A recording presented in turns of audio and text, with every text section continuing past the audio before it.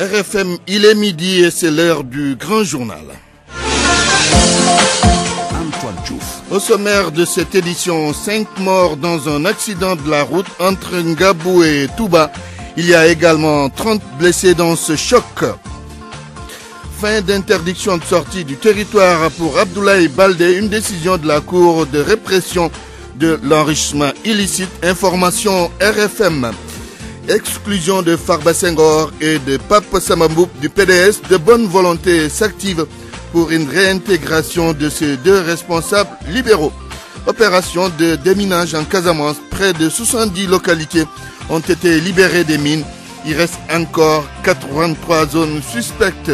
Et puis le directeur des transports routiers sur les amendes forfaitaires applicables aux automobilistes en cas de non-respect de certaines normes.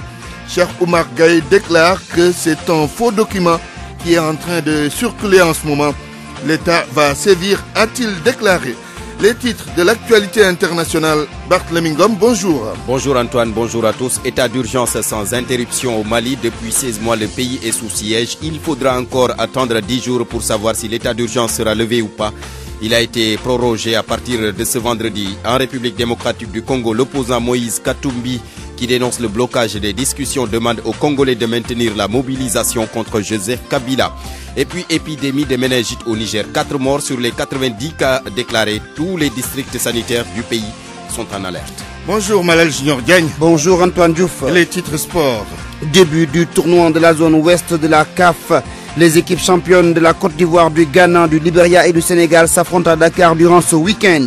Ligue 1 sénégalaise, choc au sommet de ce championnat national. Le Dauphin et le Jaraaf de Dakar affrontent le leader à Demba Diop. Jaraaf Génération Foot, une affiche qui attire beaucoup d'attention. Lutte avec frappe, site Zos prévu le 4 avril. À moins de 3 jours de cet affrontement, de ce combat, les deux camps se préparent pour la victoire. La chronique de Mame Djibril Kane comme tous les vendredis. Et puis polémique autour d'une affaire d'argent entre le pouvoir et Y'en a marre. Prétexte pour parler de l'argent distribué de façon occulte et qui fait souvent l'objet de débats. Point de vue vers 12h30. Bienvenue à toutes et à tous.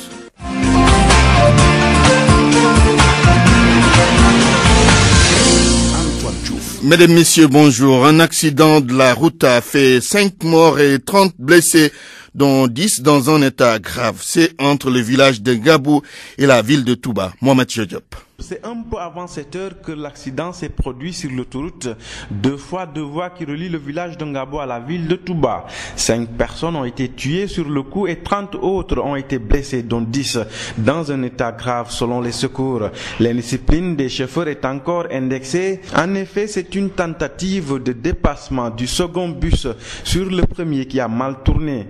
Les 2 bus qui roulaient à vive allure selon des témoins ont ainsi dérapé, occasionnant ses morts et ses blessés. Il a voulu forcer le passage. C'est ainsi qu'il a insisté, il a klaxonné le bus Tata pour qu'il lui cède le passage. Le chauffeur du bus Tata a refusé d'obtempérer. Il a ainsi forcé le passage et l'a projeté dans le décor. Les routes du département continuent ainsi leur série macabre. C'est le 2e accident de la semaine, lundi déjà. 2 personnes avaient perdu la vie dans un accident à Kër Ibra Yassine. Mohamed Diop, Touba, RFM. Il est 12h03 à Touba et partout au Sénégal et vous suivez le grand journal. Sur RFM au moins, on a des informations sûres et utiles. RFM, la radio de toute l'actualité. Abdoulaye Baldé libre de tout mouvement. Désormais, il n'est plus sous contrôle judiciaire. Information RFM. Et cette décision de la Cour de répression de l'enrichissement illicite, c'est une décision donc de la Cour de répression de l'enrichissement illicite. L'ancien responsable du régime Abdoulaye Wade devra cependant attendre pour savoir s'il sera blanchi. Babacar Fall. Cela a duré 30 mois. 30 mois qu'Abdoulaye Baldé était sous contrôle judiciaire. Alors la commission d'instruction de la Cour de répression de l'enrichissement illicite vient de signer une ordonnance de main levée du contrôle judiciaire décidée le 26 août 2014 contre l'ancien ministre et maire de Ziguinchor. Et la décision ne concerne pas uniquement Abdoulaye Baldé. Sa femme, Ami Gassama, et son cousin Gana Ngom, inculpés en même temps que lui, bénéficient aussi d'une main levée du contrôle judiciaire exercé sur eux depuis près de 3 ans. Mais attention, une main levée du contrôle judiciaire ne signifie pas un non-lieu. Baldé, son épouse et son cousin sont toujours inculpés pour enrichissement illicite présumé. Les avocats des mises en cause ont toujours parlé de dossiers vides. Le parquet spécial de la CREI indexe entre autres un montant d'1 milliard de francs CFA environ, qui est en fait un cumul des entrées et sorties sur un compte bancaire d'Abdoulaye Baldé, des entrées et sorties pendant une dizaine d'années sur un compte bancaire d'Abdoulaye Baldé. Réaction des avocats d'Abdoulaye Baldé, maître Pape Djoko, micro de Babacar Fall.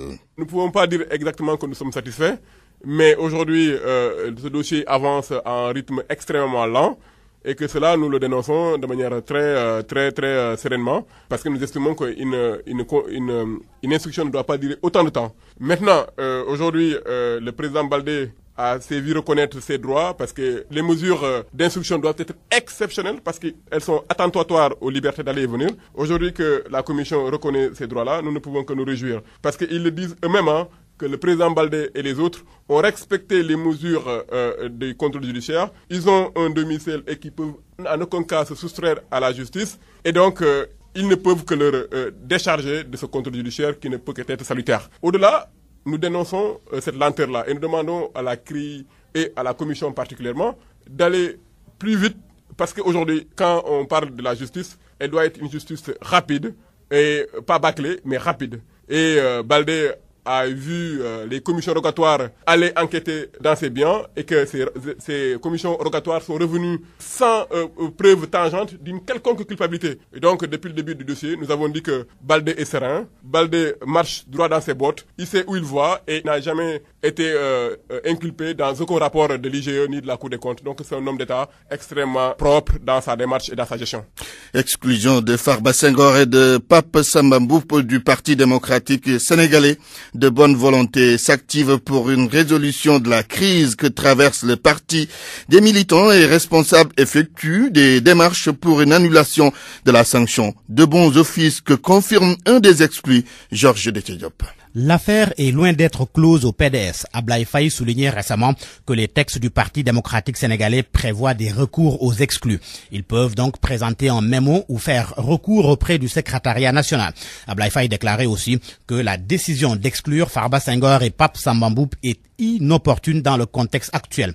Conséquence, des membres du parti ont mordu à l'hameçon. Selon des sources, des responsables et autres militants font des pieds et des mains pour une annulation de la décision. Ils sont en train de mener d'intenses démarches pour un règlement de la crise pour que Farba et Mboup regagnent les rangs. Ce qui est bien possible selon notre interlocuteur qui précise cependant que tout doit se faire en conformité avec le règlement intérieur et les statuts du Parti démocratique sénégalais. Seulement pour l'heure, la direction du parti n'est pas encore saisie par les responsables qui jouent au médiateur dans l'ombre. Farba Senghor est injoignable. Pape Samba Mboup confirme les bons offices, la médiation. Que d'appels et sollicitations reçus par le désormais ex-militant du PDS. Beaucoup de responsables l'appellent pour recoller les morceaux, peine perdue. Pape Samba Mboup dit qu'il a mis une croix sur le Parti démocratique sénégalais et entend prendre sa retraite politique. Pape Samba Mboup qui est convaincu qu'en politique, on peut dire jamais.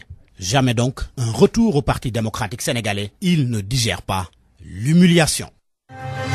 RFM. La radio de toute l'actualité. La radio de toute l'actualité. La presse sénégalaise sera dans la rue le 3 mai prochain pour exjuger le vote du code de la presse, le nouveau code de la presse. Oui, le secrétaire d'État à la communication rassure. D'après Yakham Baye, l'on en est sur la dernière ligne droite.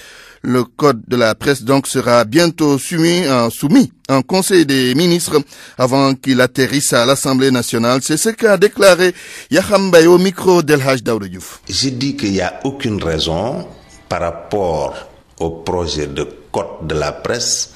Il n'y a aucune raison que la presse manifeste un quelconque mécontentement. Ce projet a suivi un processus normal, un processus de rédaction, un processus de partage avec les acteurs lors d'un séminaire à Saly. Et nous avons tenu compte des recommandations de ces acteurs pour procéder encore à une autre réécriture. Cette réécriture faite, le projet de code est dans le circuit pour être examiné en Conseil des ministres. On est dans la dernière phase. Et je vais même vous dire qu'il y a environ 10 jours, ce projet de code de la presse a fait l'objet d'une réunion, je pense l'ultime réunion avant que ça ne parvienne en Conseil des ministres. Après l'adoption en Conseil des ministres, c'est la phase législative, c'est la phase de l'Assemblée nationale. Donc, y a-t-il une raison de suspecter une quelconque lenteur ou un quelconque blocage? Donc, tout se passe très bien en ce qui concerne le processus de ce projet de code de la presse.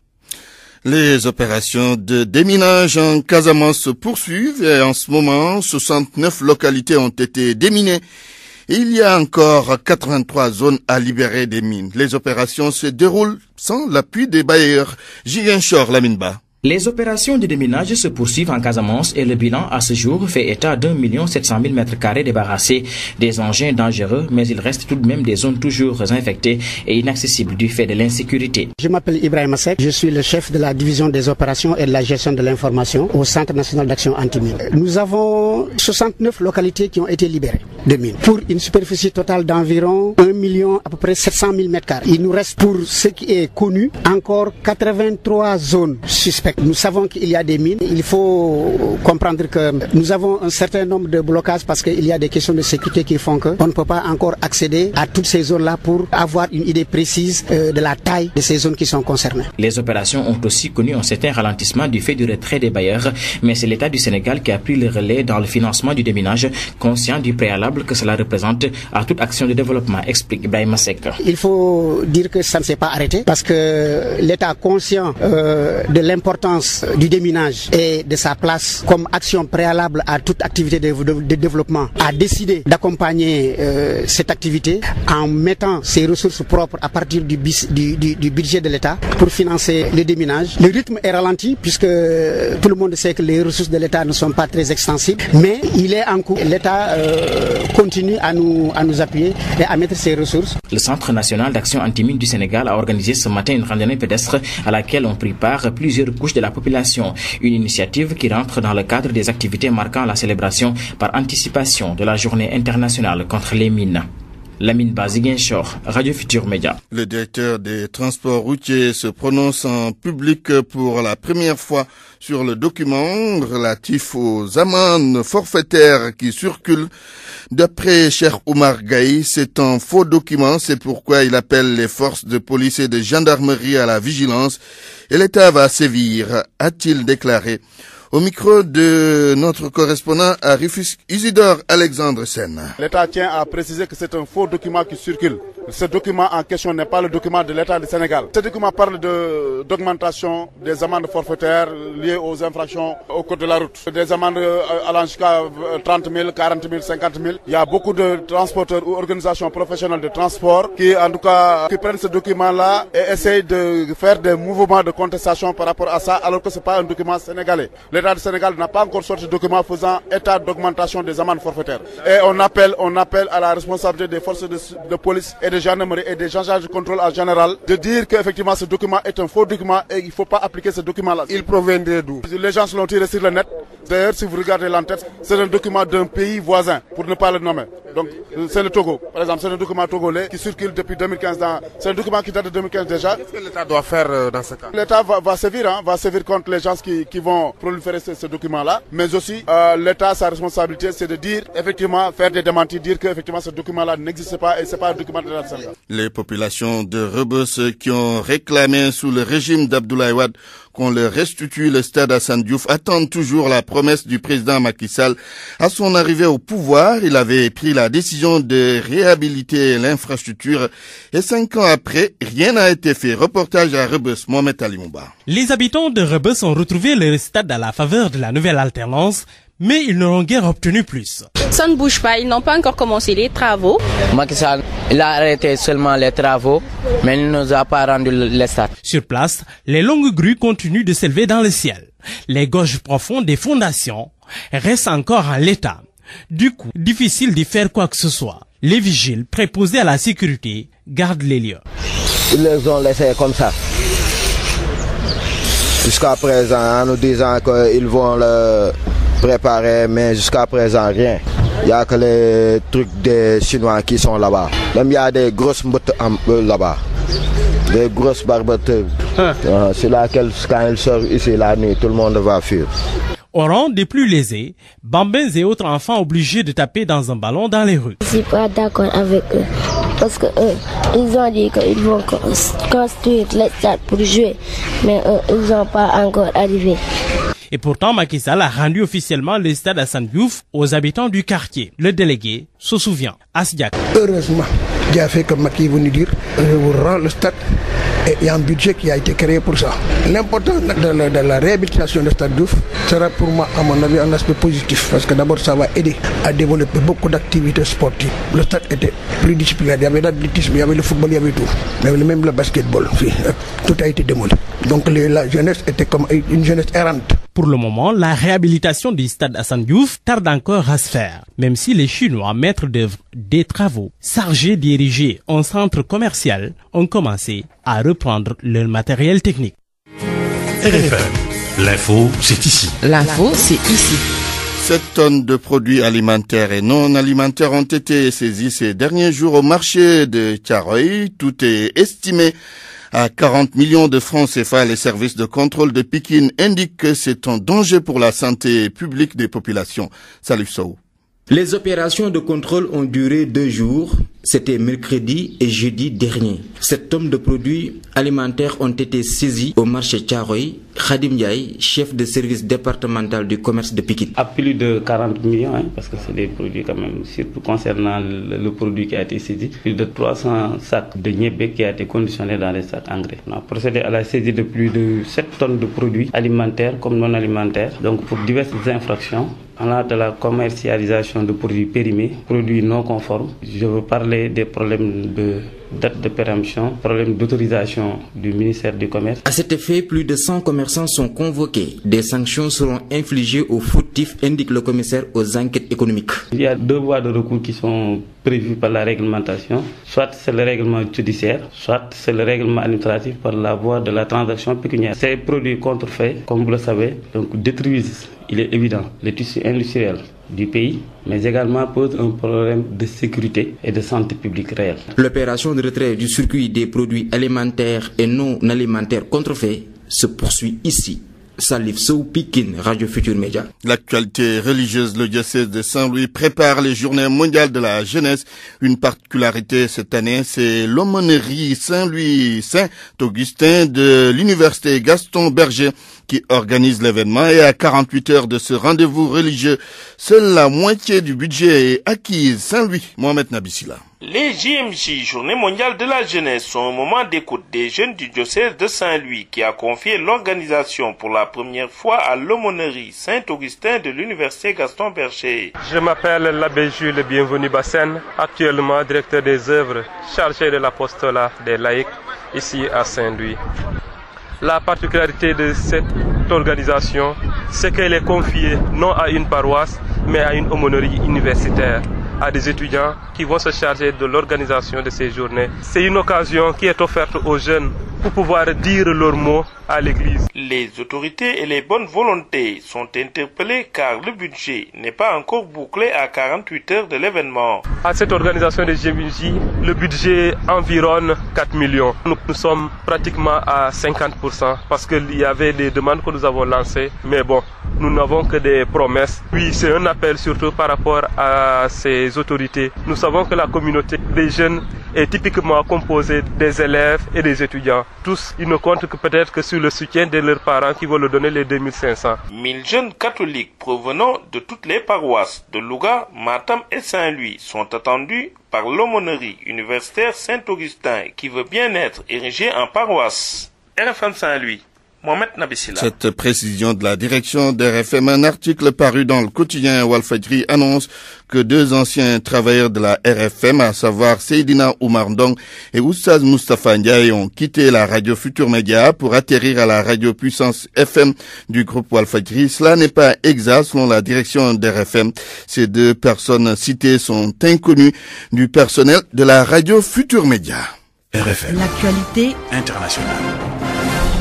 Rebonjour Barthélémy Ngom. Rebonjour Antoine Diouf. Au Mali, l'état d'urgence prorogé de 10 jours. Cette mesure d'exception a été instaurée à plusieurs reprises dans le pays depuis l'attaque djihadiste contre l'hôtel Radisson Blu de Bamako. Daouda Diouf. Cette mesure d'exception a été instaurée au Mali depuis l'attaque djihadiste contre l'hôtel Radisson Blu de Bamako qui avait fait 20 morts le 20 novembre 2015. Au moins pendant 10 jours, l'état d'urgence sera en vigueur. Il a été pour la dernière fois prolongé de 6 mois le 30 juillet 2016. Les autorités étatiques maliennes estiment que cette nouvelle prolongation de l'état d'urgence a permis de renforcer davantage les dispositifs de prévention et de lutte contre le terrorisme et d'accroître donc les capacités opérationnelles et les actions de contrôle des forces armées et de sécurité maliennes. L'état d'urgence va aussi permettre d'assurer la mise en œuvre des procédures juridictionnelles liées aux actes et aux menaces terroristes. Le gouvernement malien reconnaît néanmoins la persistance de la menace des attaques au Mali et dans la sous-région. En République démocratique du Congo, pour Moïse Katumbi, sans l'application rapide de l'accord du 31 décembre, Kabila n'a plus sa place au palais. Eh bien oui, l'opposant congolais a dénoncé sur Twitter le blocage des discussions portant sur la mise en place de l'accord politique. Moïse Katumbi en impute la responsabilité au président Joseph Kabila. Il demande aux Congolais de maintenir la mobilisation. Cela pour lui, car pour lui plutôt les institutions mises en place par Kabila sont illégitimes.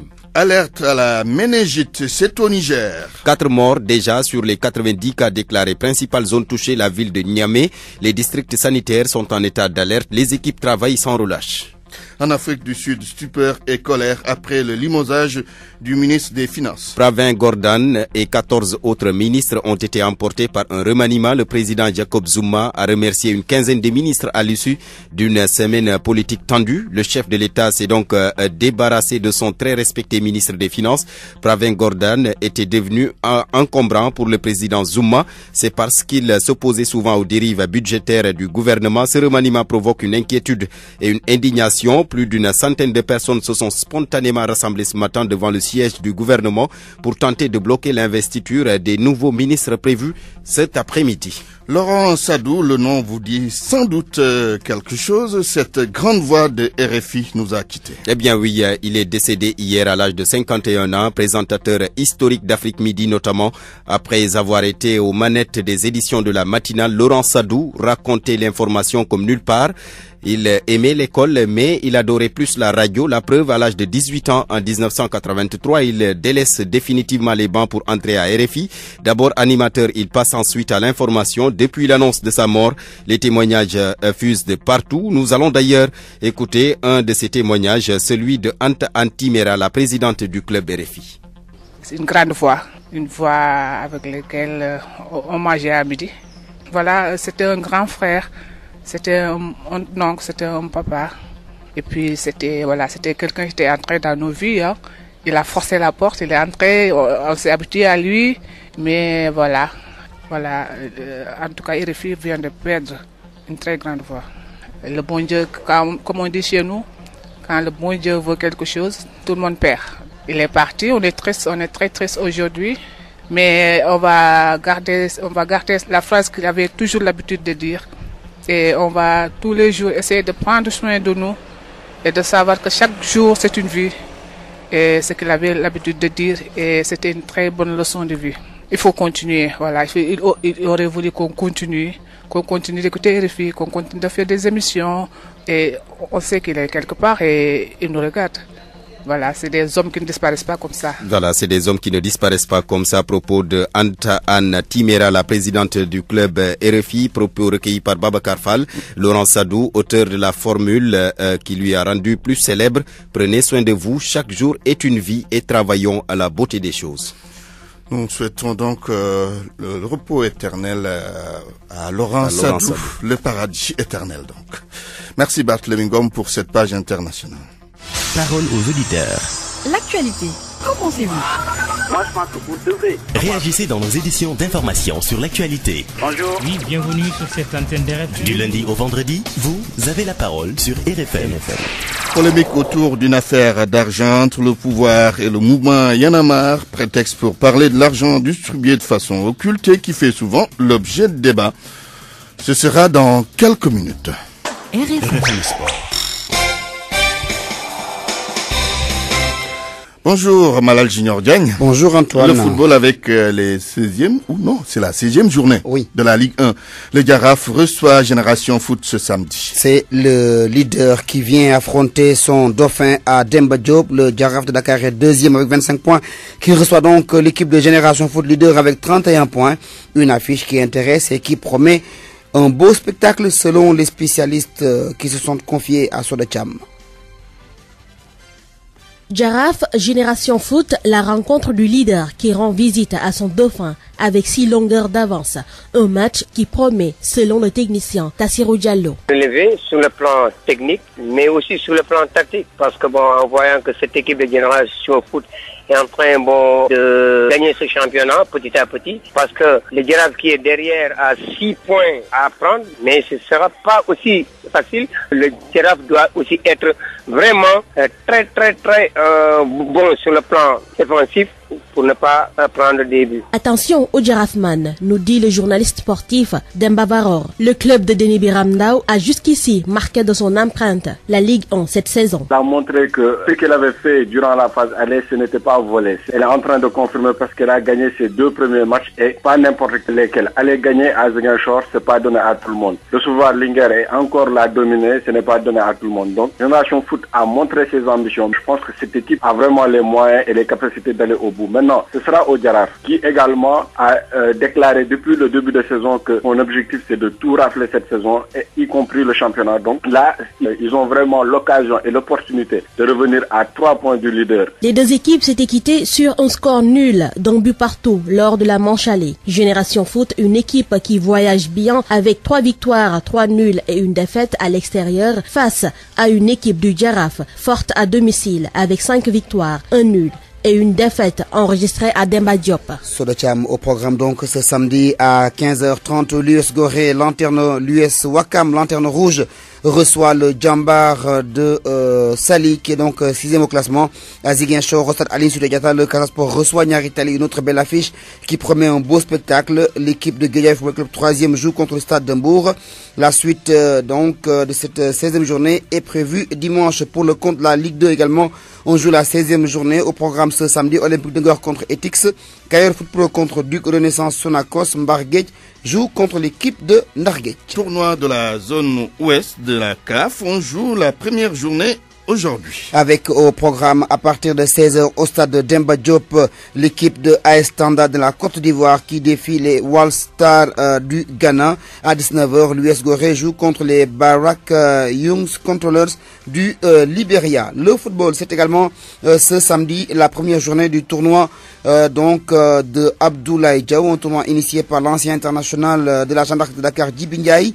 À 24 heures de la première journée, il se dit satisfait des préparatifs. Djiby Ndiaye avec Fatoumbo. La mobilisation, on demande à tout le monde d'être là derrière Abdoulaye, parce que Abdoulaye, on lui doit cette reconnaissance. Abdoulaye nous a accompagnés hier. Abdoulaye faisait ses reportages. L'ensemble de nos amis, nos familles étaient très contents d'entendre nom et prénom. Quand on rentrait chez nous, on se demandait même, on posait la question à la famille, est-ce qu'Abdoulaye Diaw a parlé de nous? Aujourd'hui, Abdoulaye Diaw mérite beaucoup, énormément. Grâce à son émission Nawandembe, on se sent utile pour le pays. On se dit, on nous a pas oubliés. Parce que s'il n'y avait pas cette émission, personne ne se souviendrait de Djiby Ndiaye ou d'un autre. Parce qu'il n'y avait pas d'image de télévision à l'époque. On ne télévisait pas quand on jouait. Aujourd'hui, Abdoulaye est notre vitrine. Oui, on a envie de lui dire merci Abdoulaye quand il est là, au moment de son vivant.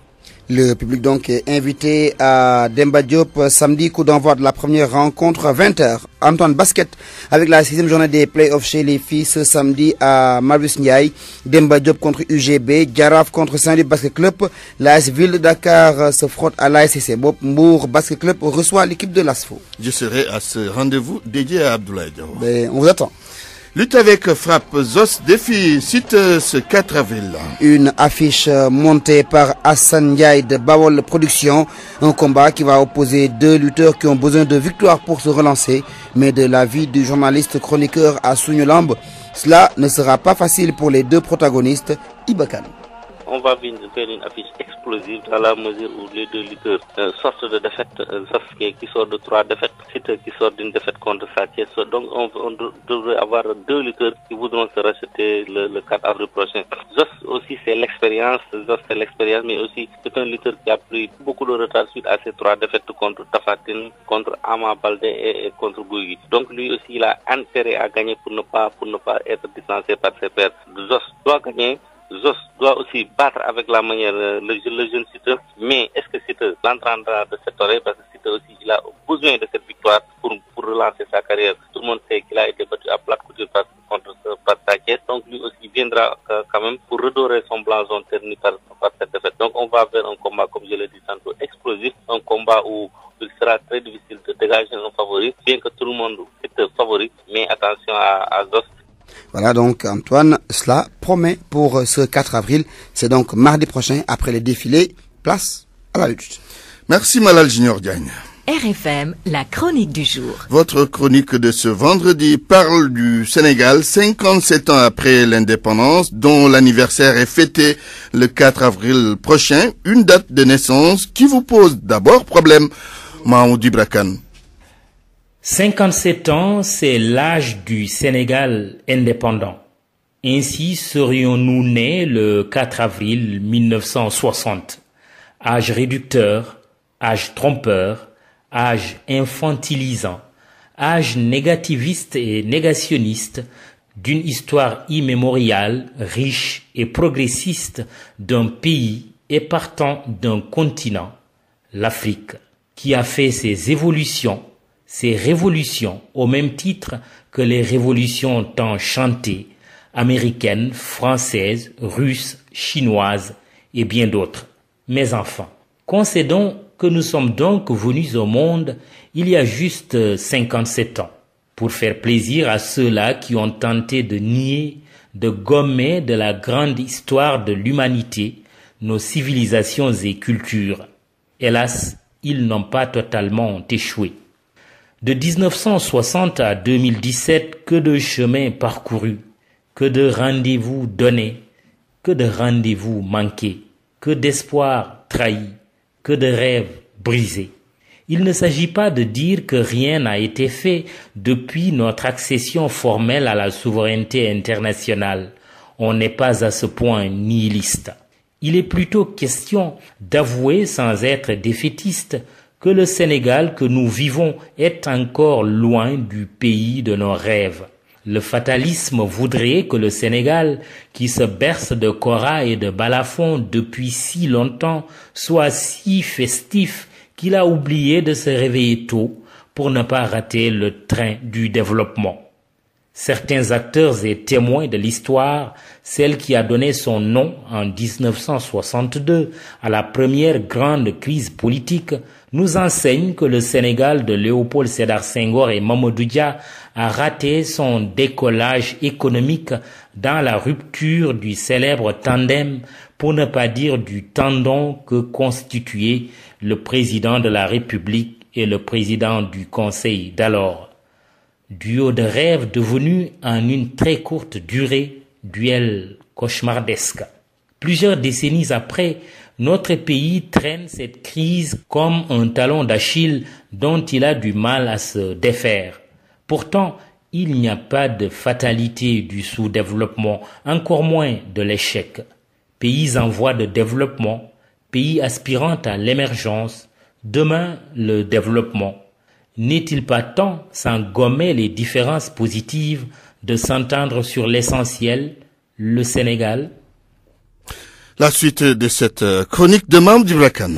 La crise politique matinale entre Dia et Senghor, matinale parce qu'intervenue à l'aube de l'indépendance, est une illustration manifeste de la crise de leadership politique. Décembre 62 peut être considéré comme la mère des crises politiques successives. Cette crise d'il y a 55 ans et toutes celles qu'elle a maternées attestent de la responsabilité de l'élite politique dans le passé, le présent et le futur du Sénégal. Notre classe politique est plus le mal que le bien. Parlant du présent, les remous que vivent régulièrement depuis leur perte du pouvoir les deux premiers partis politiques qui ont gouverné le Sénégal, le PS et le PDS, illustrent bien ce mal-vivre. Il ne faut pas s'y méprendre. Socialistes et libéraux subissent encore les secousses telluriques des tsunamis politiques de 2000 et de 2012. Ayant toujours du mal à s'en relever, ils nous bercent et nous bernent avec des querelles byzantines, du genre la dernière actualité de l'exclusion du PDS d'un certain Pape Samba Mboup et d'un certain Farba Senghor, ou du genre l'implication malheureuse de la justice comme si elle n'avait pas mieux à faire dans une futile guerre de jets de sable qui n'avait pas débordé du périmètre de la maison du parti. Une guerre socialo-socialiste qui n'a fait ni blessés graves ni mort d'homme. Jeu politicien de deux formations politiques qui auraient dû donner le bon exemple tant l'enjeu de l'heure commande un leadership transformationnel. Né un an après l'indépendance et un an avant, mais le même mois de la crise de 62, le président Macky Sall, avec son plan d'émergence du Sénégal en 2035, se veut un leader de transformation structurelle. Est-il sur la bonne voie ou sur la mauvaise? Il y a une thèse et une antithèse. Le jugeant sur son option de promotion d'une gestion vertueuse, il faut pourtant bien admettre que l'emprisonnement cavalier du maire de Dakar, Khalifa Sall, a créé un trouble, un malaise politique et social né du sentiment partagé par de nombreux citoyens que l'exigence de redevabilité ne prospère que si elle n'est pas trahie par une chasse aux adversaires politiques, s'appuyant sur une justice trompeusement indépendante, du moins sélective. Autant l'obligation de reddition des comptes est une bonne chose, autant la tyrannie de la transparence est contre-productive. L'obsession d'un nouveau mandat pourrait en être la racine du mal.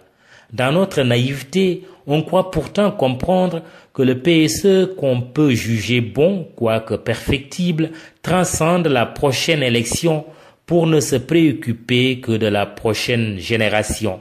En nos 57 ans d'indépendance, coïncidant avec ces 5 ans de pouvoir, hasard de calendrier à quelques encablures d'élections législatives prématurément agitées, le président Macky Sall tient là une belle occasion pour apaiser, rassurer et esquisser les plans du Sénégal de nos rêves. Un rêve des pères fondateurs, mais toujours pas réalisé. RFM, la presse du jour. Georges Detchediop. Alarmant. L'insuffisance rénale au Sénégal. L'observateur semble tirer la sonnette au regard des propos tenus par un médecin néphrologue spécialisé en hémodialyse. Sur 1500 nouveaux malades par an, seuls 1 ou 2% sont dialysés. Le reste meurt. Le diagnostic du docteur Mamadou Saliou Bari fait froid dans le dos et l'Obs qui consacre un dossier à la maladie en prélude bien sûr de la journée mondiale du rein demain. Eh bien l'Obs n'y va pas avec le dos de la cuillère. Le salut est dans la greffe. À bon entendeur, la suite est connue. Mais en attendant, les patients vivent le martyre. Selon mon confrère, des maris ont fui leur femme en pleine opération, des épouses ont quitté leur homme parce que ce dernier n'assurait plus au lit. Mais où est-ce que le bas blesse pour qu'on n'en arrive pas encore à la greffe? Le porte-parole du gouvernement souligne que l'État veut que le texte donne toutes les garanties de sécurité avant son application. Alors, il faudra encore patienter. À l'APR, on n'a pas attendu pour porter la réplique au mouvement Y'en a marre. Y'en a marre de Y'en a marre. C'est ce que ça donne ce matin dans certains journaux. L'APR tire dans tous les sens, titre la Tribune. Pour l'AS, Y'en a marre enflamme le maquis. La Tribune nous apprend que pour contrer le mouvement Y'en a marre, la COJER organise une contre-manif. Moustapha Diakhaté, Zator Mbaye et Yakham Mbaye se sont aussi invités à la danse, ce que semble confirmer le quotidien LAS. Mon confrère écrit que le secrétaire d'État Yakham Mbaye et la coordinatrice de la COJER, en plus d'avoir flétri les jeunes yanamaristes, envisagent de les trouver sur leur propre chemin. L'organisation d'une manifestation parallèle le même jour sur les mêmes lieux. Et c'est dans l'Observateur que Yahambay est plus d'attaques. Il parle de bandes de corrompus, de maîtres chanteurs et les défis de démentir ce qu'il dit. Kiat et Kilife ont sollicité et reçu 6 millions de francs CFA. Mais de qui? Je m'arrête là, répond le secrétaire d'État qui avertit que s'il démonte, il dira de qui ils ont reçu cet argent, quand et où ils l'ont reçu. Réaction du coordinateur du mouvement Y'en a marre pour Fadel Barro, ce qu'il dit n'est pas vrai. S'il a des preuves, il n'a qu'à les sortir. Affaire donc à suivre. Celle qui défraie toujours la chronique, c'est le dossier de la caisse d'avance de la mairie de Dakar. Selon enquête, l'État corse la note. L'agent judiciaire de l'État a été auditionné hier en tant que partie civile. Antoine Félix Diom a confirmé les accusations de détournement et de blanchiment portées contre le maire de Dakar. Et les avocats de l'État dans tout cela, Maître Baboukar Sissé et Maître Yerim Thiam. Selon Maître Sissé, l'argent du contribuable a été détourné. Il faudra donc rembourser. L'avocat précise qu'il y a un montant initial de 1,8 milliard de francs CFA, mais le préjudice total sera évalué. Une précision de Yerim Tube cependant, l'État ne veut que le remboursement du montant détourné par Khalifa Sall. À lire dans l'Observateur, l'Obs qui révèle que dans l'affaire de la traque des biens supposés mal acquis, Abdoulaye Baldé est désormais libre de tout mouvement. Il pourrait d'ailleurs obtenir un non-lieu total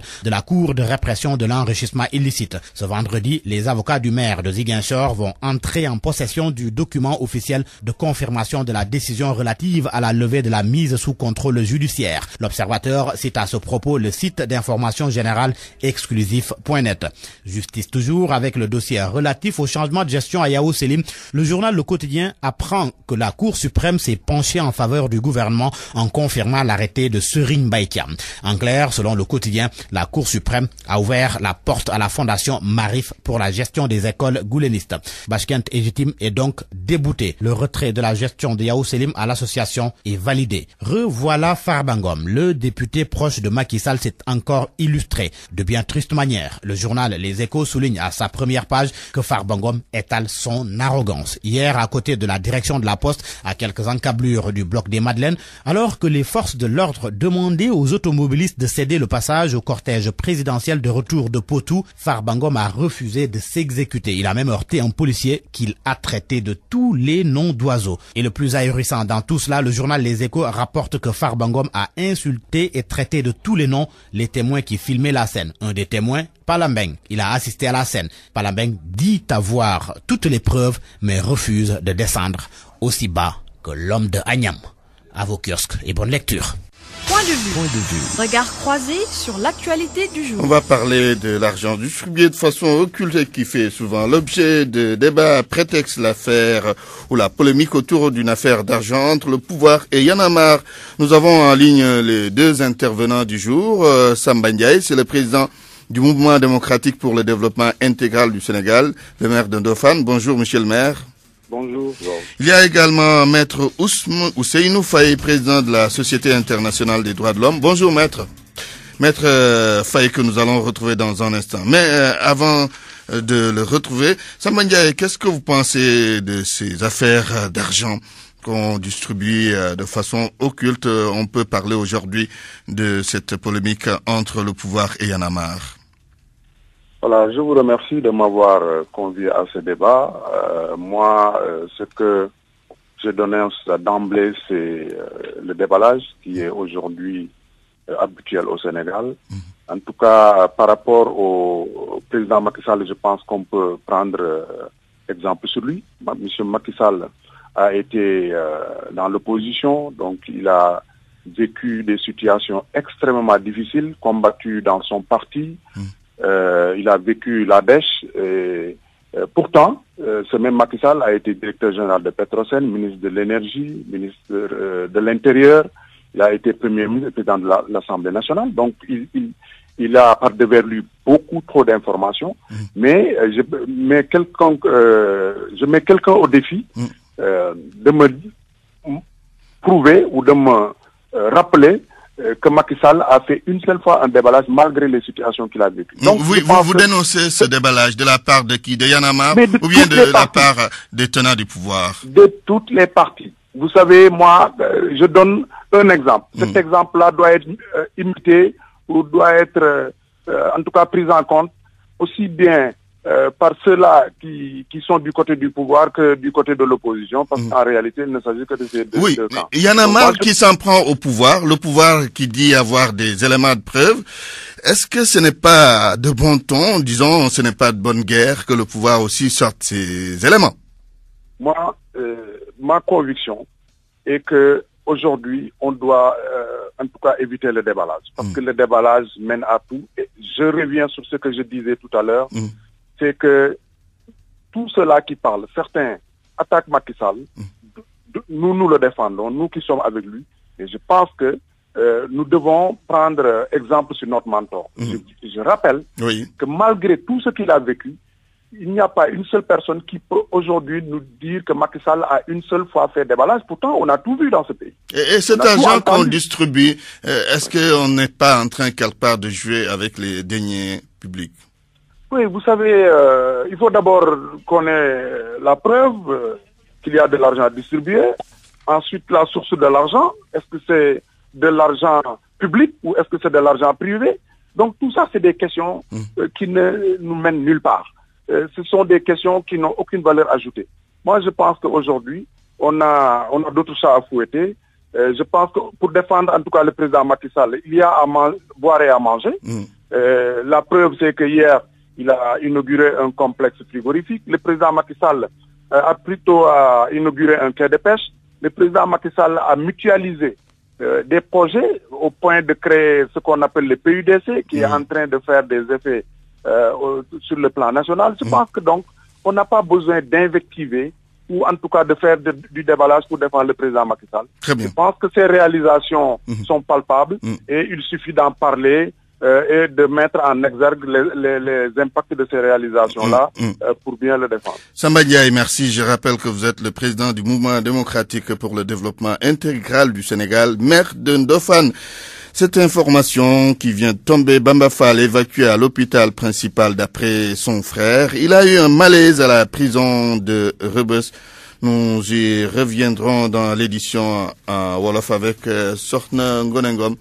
Si Maître Ousseynou Faye n'est pas en ligne, nous allons nous en arrêter là. La météo, avant de vous quitter, le ciel restera pratiquement dégagé sur l'ensemble du territoire, à l'exception de l'extrême sud-est du pays où des nuages épars seront aperçus. Le temps chaud se maintiendra surtout à l'intérieur du pays et particulièrement dans les localités nord et centre où les températures diurnes vont atteindre les 46 degrés. Ailleurs, les pics de la journée vont varier entre 26 degrés à Dakar et 44 à Diourbel et environ.